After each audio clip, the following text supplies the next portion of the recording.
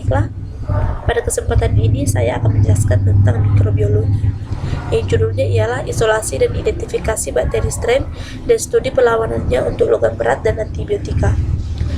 Sebelum saya menjelaskan tentang judul tersebut, saya akan menjelaskan tentang mikrobiologi. Jadi, mikrobiologi adalah suatu ilmu yang mempelajari tentang mikroorganisme. Adapun pengertian mikroorganisme yaitu suatu jasad hidup yang ukurannya kecil yang sering disebut sebagai mikroba atau mikroorganisme dan atau sering disebut dengan jasad renik. Jasad renik disebut sebagai mikroba bukan hanya karena ukurannya yang kecil sehingga sukar dilihat dengan mata biasa, tetapi juga pengaturan kehidupannya yang lebih sederhana dibandingkan dengan jasad tingkat tinggi. Adapun mikroorganisme ini tidak dapat dilihat dengan mata telanjang, tetapi kita harus melihatnya dengan bantuan dari mikroskop.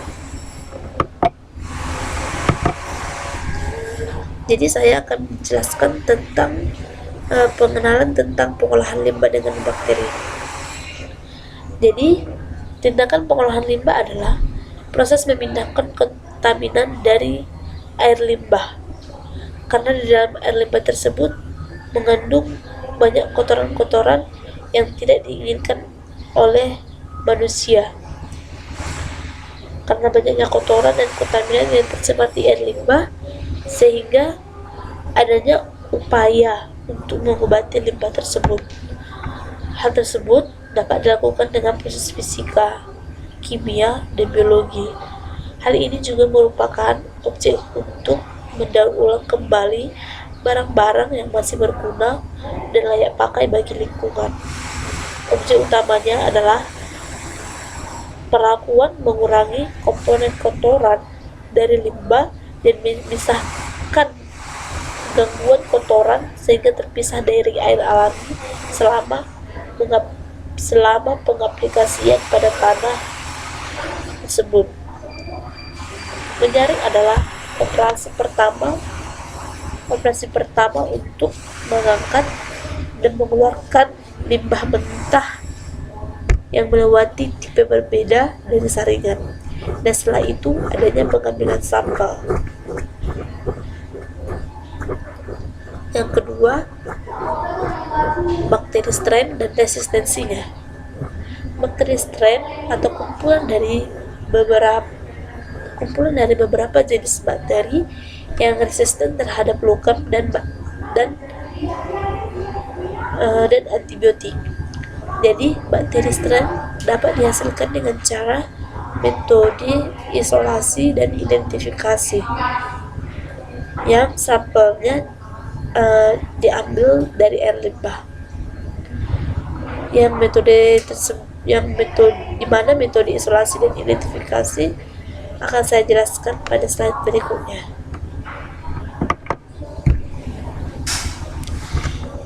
Adapun tujuan dari pengolahan limbah tersebut yaitu adalah untuk mengisolasi dan mengidentifikasi strain bakteri dan resistensi bakteri terhadap logam dan antibiotik melalui metode isolasi dan identifikasi.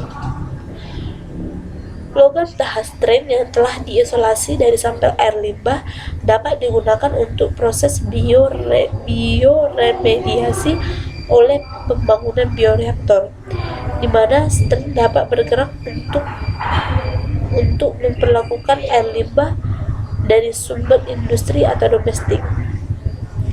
Adapun bioremediasi merupakan penggunaan mikroorganisme untuk mengurangi polutan di lingkungan. Saat bioremediasi terjadi, enzim-enzim yang diproduksi oleh mikroorganisme memodifikasi polutan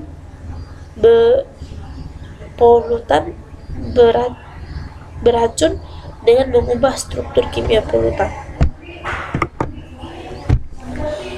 Isolasi mikroorganisme. Isolasi mikroorganisme adalah teknik yang kita lakukan untuk mendapatkan hasil identifikasi dari air limbah tersebut. Jadi isolasi mikroorganisme adalah mengambil mikroorganisme yang ada di alam dan menemukannya dalam suatu medium. Karena di alam populasi mikroorganisme tidak terpisah menjadi spesies-spesies tersendiri, melainkan hidup secara bersama. Isolasi adalah kegiatan memisahkan mikroba tersebut dari lingkungannya di alam bebas dan menemukannya sebagai biakan murni dalam medium buatan. Teknik isolasi mikroba bertujuan untuk menghasilkan koloni tunggal dari satu mikroorganisme. Koloni merupakan hasil pertumbuhan mikroorganisme yang dapat terlihat secara makroskopis pada permukaan medium padat. Masing-masing koloni merupakan hasil multiplikasi dari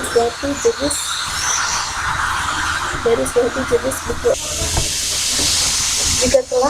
Jika telah diperoleh koloni-koloni yang terpisah, maka melalui transfer secara aseptis dapat menjadi kultur atau biakan murni. Adapun jenis-jenis dari metode isolasi ialah ada metode tuang, metode gores, dan metode sebar. Yang pertama ialah metode tuang atau pour plate method. Pada metode ini dilakukan yaitu pertama dengan cara terlebih dahulu menyediakan tempat media yang berisi nutrisi untuk kultur tersebut. Setelah disediakannya sebuah media, maka kultur tersebut akan dituang pada cawan petri yang berisi nutrisi tersebut. Lalu setelah dituang, maka kultur tersebut akan disebarkan secara merata dengan cara bantuan dari batang L. Setelah kultur tersebut merata pada media tersebut, maka kultur tersebut akan diinkubasi selama 24 jam. Setelah diinkubasi, maka akan terbentuk sebuah koloni yang terdapat pada permukaan media tersebut. Lalu teknik yang kedua ialah metode gores, yaitu setelah disediakannya sebuah media, maka kultur tersebut akan diisolasi dengan cara bantuan dari kawat OOC, yaitu kultur tersebut akan digoreskan pada media tersebut secara jejak, seperti gambar yang kita lihat pada gambar berikut. Setelah kultur tersebut digoreskan pada media, maka kultur tersebut akan diinkubasi selama 24 jam. Setelah diinkubasi, maka akan terbentuk koloni di permukaan media tersebut, seperti gambar yang ada pada slide ini. Lalu metode yang ketiga ialah metode sebar atau pour plate method. Jadi pada metode ini setelah disediakan media, maka kultur tersebut akan dituang pada media tersebut. Setelah dituang, maka akan dilakukan penyebaran kultur tersebut pada media dengan cara menggoyang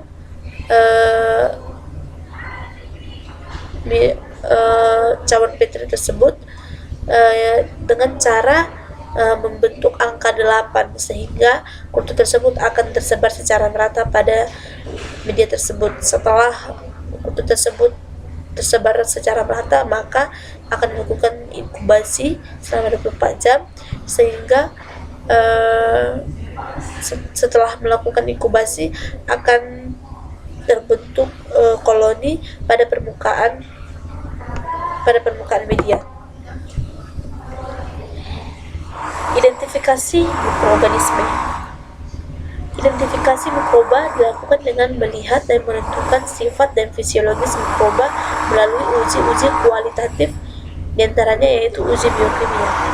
Sifat metabolisme bakteri dalam uji biokimia biasanya dilihat dari interaksi metabolit yang dihasilkan dengan reagen-reagen kimia.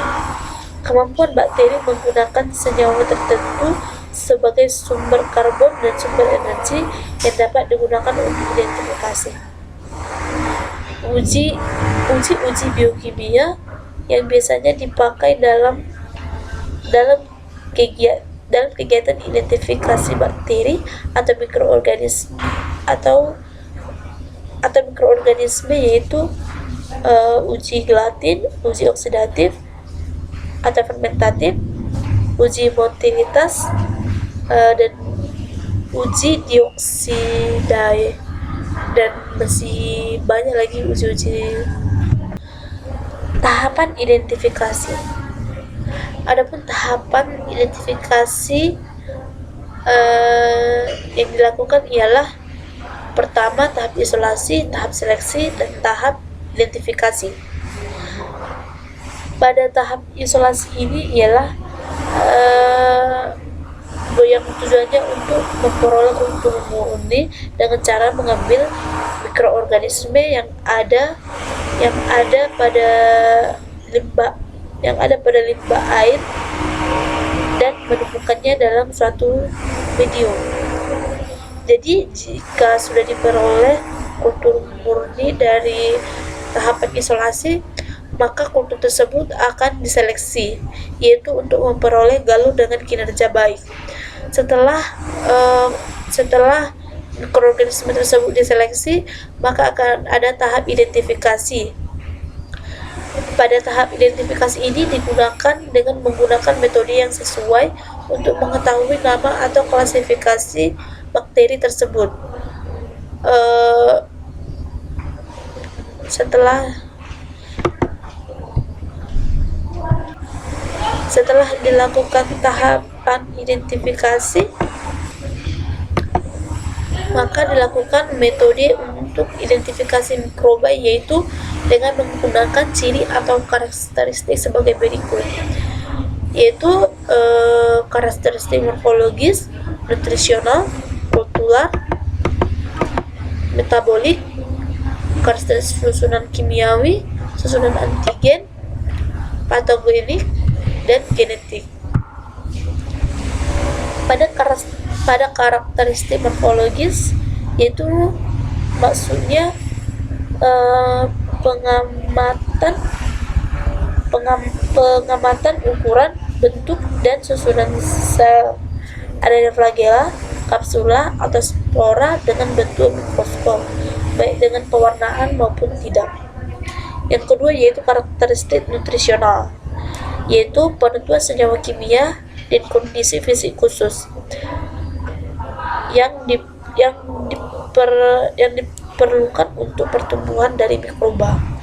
Yang kedua ialah karakteristik kultural, yaitu penentuan tampilan pertumbuhan pada berbagai macam media, baik cair maupun padat, atau bentuk koloni, permukaan koloni, tepi koloni, warna, dan lain-lain. Dan karakteristik selanjutnya yaitu karakteristik metabolit, di mana maksudnya ialah identifikasi dan pengukuran perubahan kimiawi yang dilakukan oleh mikroba. Contoh kemampuan mikroba untuk mengubah karbohidrat menjadi asam organik. Lalu karakteristik yang selanjutnya yaitu karakteristik susunan kimiawi, yaitu penentuan susunan kimiawi berbagai komponen sel atau inti sel, nukleus, membran, dan lain-lain.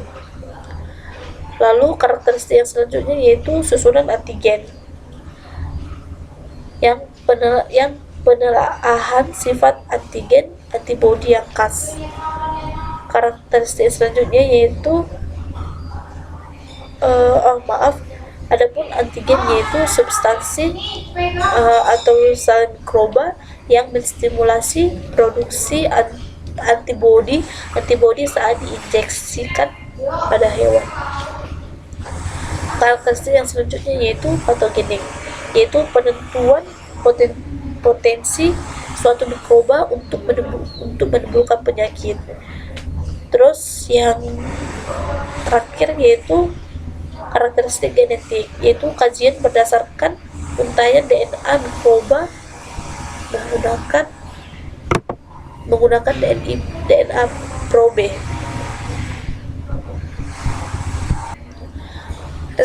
Resistensi antibiotik. Antibiotik adalah obat yang dirancang untuk membunuh atau menghentikan atau memperlambat pertumbuhan bakteri dan beberapa jamur. Sedangkan zat antibakteri dirancang untuk membunuh atau memperlambat pertumbuhan bakteri. Dari isolasi strain diidentifikasi untuk resistensi antibiotik dengan kanamisin, streptomisin, dan amoxicillin. Adapun kanamisin digunakan dalam biologi molekuler sebagai agen selektif paling umum untuk mengisolasi bakteri. Misalnya E. coli dengan mengambil gen, misalnya dari plasmid, yang digabungkan dengan gen penyandi resistensi kanamisin. Bakteri yang telah ditransformasi dengan memiliki plasmid yang mengandung gen resistensi kanamisin ditumbuhkan di media yang mengandung kanamisin. Bakteri yang berhasil tumbuh atau resisten pada kondisi tersebut hanyalah bakteri yang telah berhasil diambil gen resistensi kanamisin. Lalu streptomisin termasuk antibiotik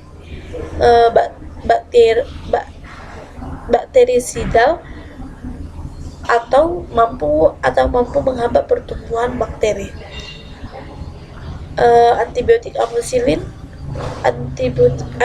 adalah salah satu jenis antibiotik penisilin yang digunakan untuk mengatasi berbagai jenis bakteri. Resistensi logam. Adapun kromium, kadmium, timbal, tembaga, kobalt, nikel digunakan untuk mengidentifikasi bakteri yang sesuai dengan logam tersebut.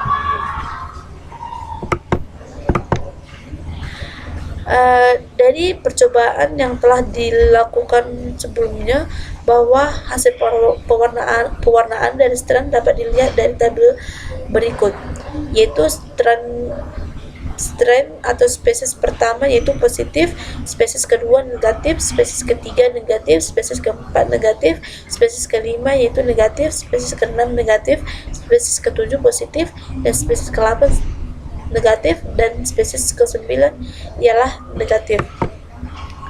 Dan hasil identifikasi ketahanan bakteri terhadap logam dapat dilihat dari tabel berikut. Pada tabel ini dapat kita simpulkan bahwa strain ditemukan tahan terhadap berbagai ion logam berat dalam konsentrasi seperti ditunjukkan pada tabel tersebut, bahwa resistensi maksimum ditunjukkan pada kromium dan minimum untuk nikel. Dan hasil identifikasi ketahanan bakteri terhadap antibiotik dapat dilihat pada tabel berikut, yaitu pada tabel tersebut dapat disimpulkan bahwa perlawanan maksimum ditunjukkan pada amoxicillin dan minimum ditunjukkan pada antibiotik kanamisin.